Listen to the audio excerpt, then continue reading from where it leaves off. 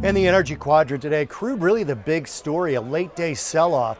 We actually had a rally. Gold was up above 60 early in the day, getting to a high of 60.06, but then a late day sell-off. Crude fell over 3% in the last few hours of trading, got down to a low of 57.07. That put it down about 3.75%, rallying back a little bit in toward the very last few minutes toward the close, but really nothing to speak of, finishing the day down over 3.5%.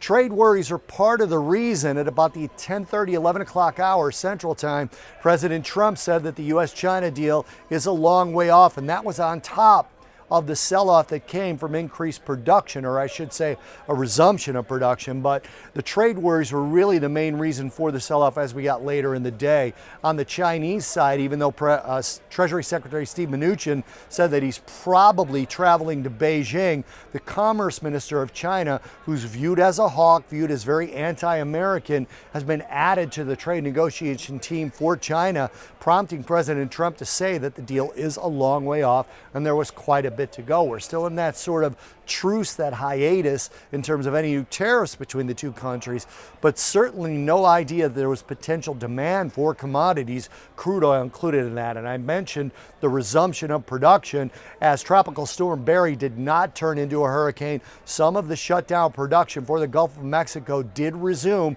pretty quickly with no long-term damage, really no short-term damage either. And that announcement was part of the reason that we came off in the early morning trading from that 60 high, that high we had today above the $60 level. Certainly wasn't going to hold that as that production resumed when it was announced that there was no damage to any of that production or refining capacity. So you add that into the trade concerns, and we got a pretty deep sell-off in the crude oil market during the course of the day.